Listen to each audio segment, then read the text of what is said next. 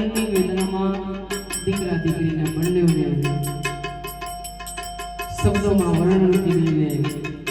શબ્દો ભેગા કર્યા છે ત્યારે કેવા શબ્દો પેડા બેસી જમતા અમને રે જમાડતા ચિંતા કરતા બહુ અમારી લાડે